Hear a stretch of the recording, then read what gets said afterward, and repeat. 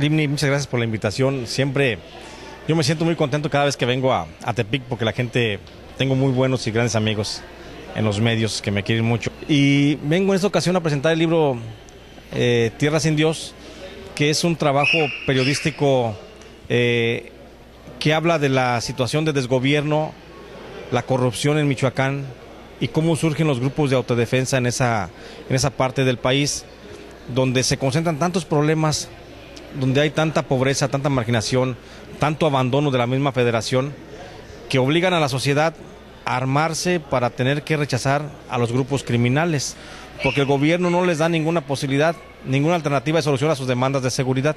Pues cuento algunas historias de cómo fue que se dieron las cosas para que el crimen organizado pudiera ser gobierno en Michoacán, porque lo que nunca había pasado en México pasó en Michoacán.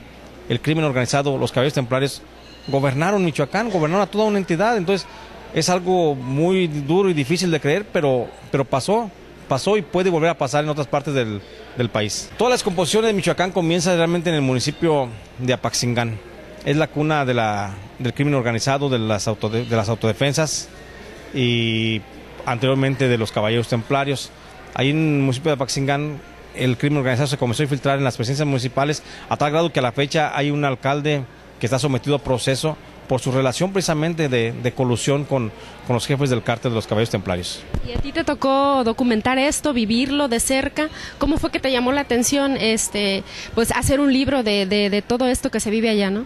Mira, en primer lugar soy michoacano, y como michoacano no me sustraigo de lo que pasa en mi estado.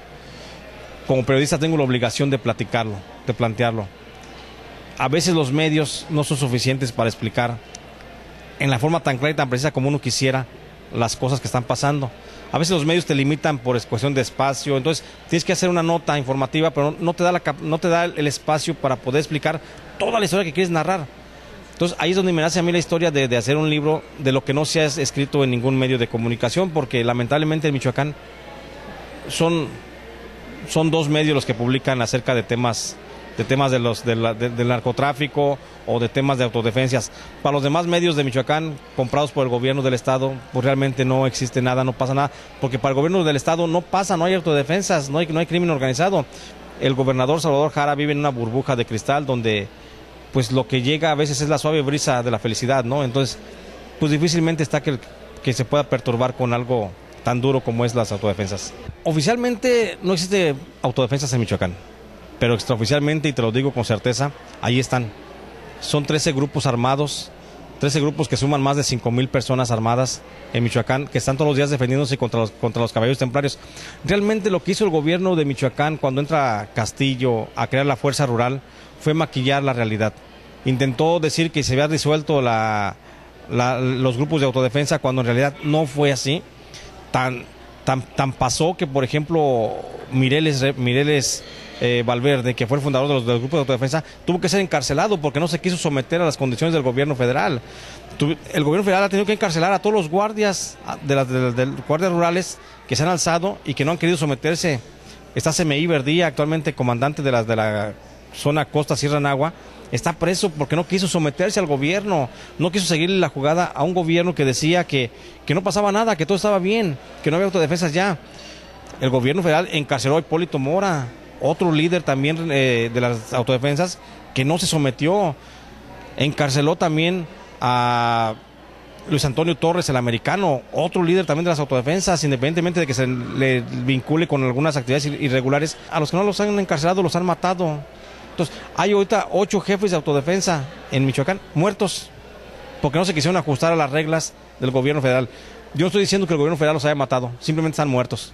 Son 5 cárteles los que están disputando la guerra, el control de las plazas precisamente en Michoacán. Tenemos al cártel de los caballeros templarios, tenemos otro remanente del cártel de la familia, existe otro cártel que es el cártel Jalisco Nueva Generación, y son 2 cárteles locales, que es el H3 y es el de los Viagra. Y ¿sabes qué es lo más lamentable? Que los periodistas quedamos en medio. Y los periodistas siempre estamos señalados de estar de un lado o de otro, cuando en realidad no estamos de ningún lado. Somos pocos periodistas los que en Michoacán escribimos o damos cuenta de lo que pasa en el estado de guerra que vivimos. ¿Quiénes arman a las autodefensas? Luego dicen que hay grupos del crimen organizado que son quienes arman a las autodefensas. ¿Tú qué opinas? Mira, yo lo planteo en mi libro de Tierra sin Dios. Ahí explico cuál es el origen de las armas principalmente. Aquí tenemos dos vertientes. Una, la que organizan los grupos del Cártel Jalisco Nueva Generación, que es el que arma a muchos grupos para que ataquen a los caballeros templarios, y otra vertiente es el armamento que el mismo gobierno federal otorgó a los autodefensas para que se defendían de los caballeros templarios. Los invito con mucho gusto, ojalá nos puedan acompañar a la presentación del libro Tierra sin Dios, que se hará a las 11 de la mañana en la Universidad Autónoma de Nayarit y a las 7 de la tarde en el Ayuntamiento, donde vamos a poder platicar y hablar y profundizar un poco más del tema.